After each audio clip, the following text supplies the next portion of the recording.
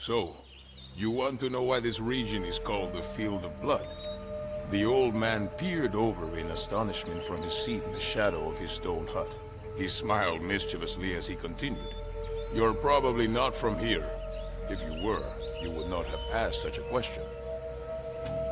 I nodded in affirmation, for the old man was right. I was a merchant from the south. It is the first time that my path has led to Cusco, the heart of the Inca Empire, I explained.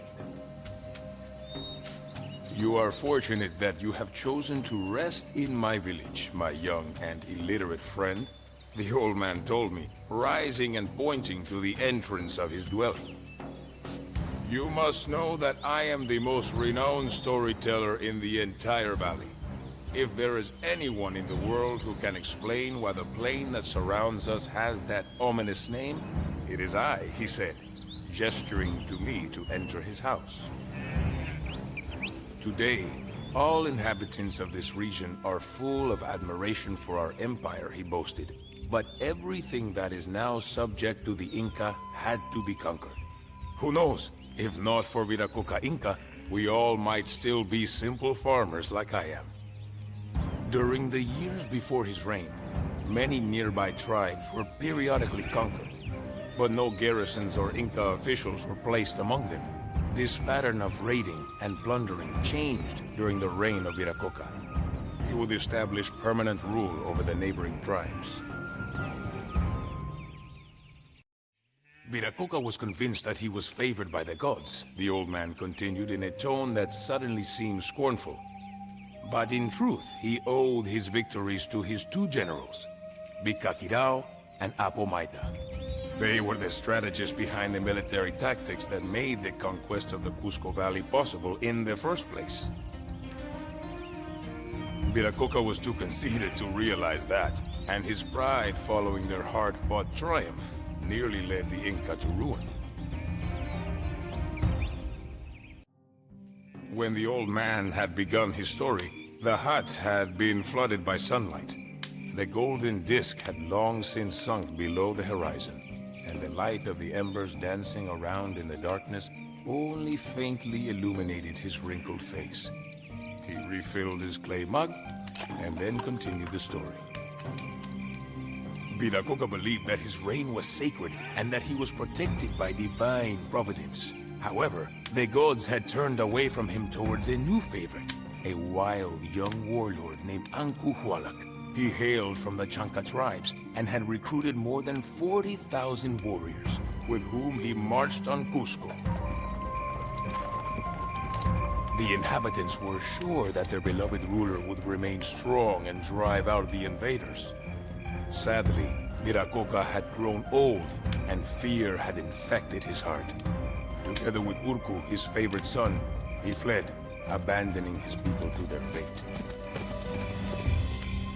Not all of Viracocha's sons were as cowardly as their father. Gusi Yupanqui refused to follow his aged father, and instead took command of the defense. Full of confidence, he announced that he would defeat the Chanca army. However, the few soldiers remaining in the city could not be impressed by bold words, as Gusi Yupanqui had no military experience to justify his claim. Luckily, Bikakirao and Apomaita had also remained in Cusco. I was captivated by the words of the old man. When he had finished, I exclaimed, "So that is why this area is called Yahuapampa, the Field of Blood." His eyes sparkled. Yes, the ground on which my hut stands today was watered by the blood of the Chanca.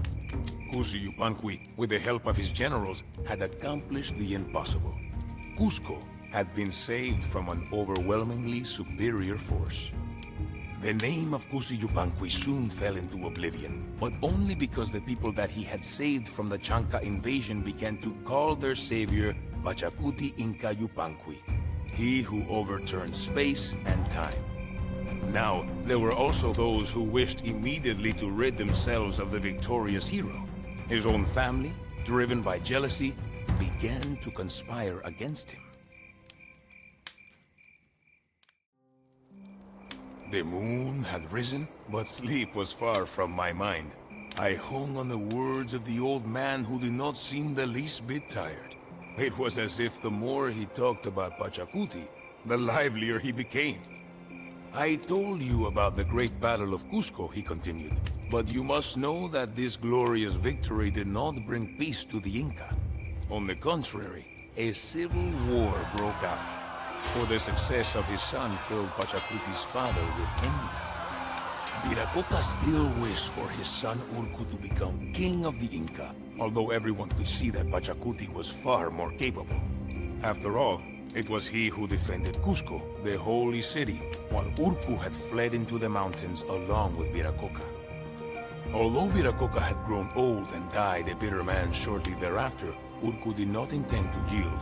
He entrenched himself in Calas, a mountain fortress, and proclaimed himself Sapa Inca, supreme ruler. Of course, the thought of coming to terms with his treacherous brother did not once cross Pachacuti's mind. Gathering his warriors, he led them to Calas to eliminate Urcu once and for all.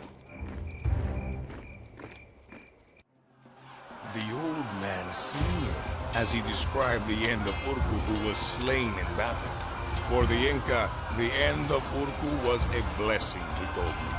For it left Pachacuti the undisputed ruler, and it showed that he was not only a valiant warlord, but also a prudent king.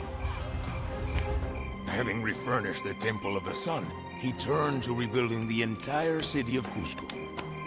He also built fortresses, palaces, roads, and temples throughout the country.